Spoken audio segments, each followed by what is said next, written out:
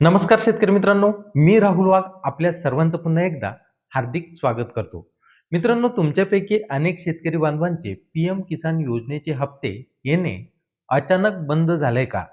किंवा कागदपत्राच्या काही तांत्रिक अडचणीमुळे तुम्ही या लाभापासून वंचित राहत आहात का?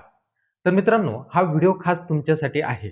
कारण केंद्र सरकारने अशा शेतकऱ्यांसाठी एक मोठी आनंदाची बातमी दिलेली आहे.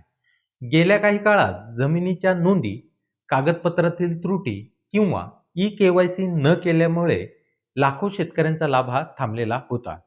पण आता घाबरण्याचे कारण नाही. शासनाच्या नवीन निर्णयानुसार आता पुन्हा एकदा लाभार्थी नोंदणीची प्रक्रिया ही वेगाने सुरू झालेली आहे. म्हणजेच ज्यांचा लाभ बंद झालेला होता, त्यांना तो आता पुन्हा सुरू करण्याची या ठिकाणी सुवर्णसंधी मिळालेली आहे. आता सर्वात महत्त्वाचा प्रश्न म्हणजे नव्याने अर्ज कोणते शेतकरी करू शकतात?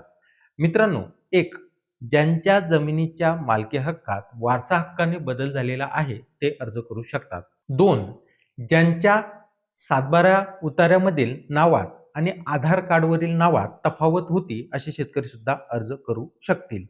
3 शेतकरी मृत्यूनंतर ज्याच्या नावावर जमीन हस्तांतरित झालेली आहे, पण लाभ मिळत नव्हता, असे शेतकरी सुद्धा या ठिकाणी अर्ज करू शकतील. 4 ज्यांचे आधार कार्ड बँक खात्याशी लिंक नाही किंवा ई-केवायसी अपूर्ण आहे, या सर्व कारणामुळे ज्यांचा लाभ हा बंद झालेला होता, असे शेतकरी सुद्धा या ठिकाणी आता नव्याने अर्ज करू शकणार आहे.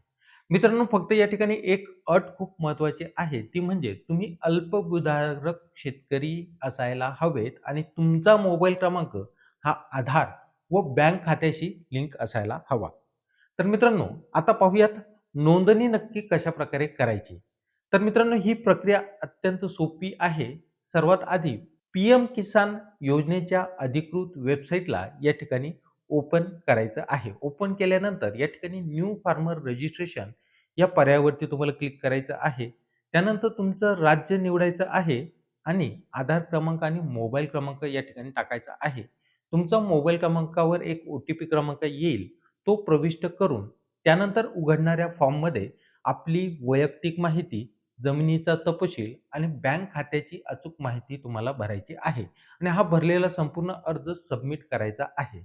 अर्ज सबमिट केल्यानंतर शासन स्तरावरून तुम्ही सबमिट केलेल्या अर्जाची पडताळणीही केल्या जाईल आणि तुमचा अर्ज हा वैध असेल, तुम्ही पात्र ठरत असाल, तर पीएम किसान योजनेचे हप्ते परत एकदा तुमचे या ठिकाणी मिळणे सुरू होणार आहे.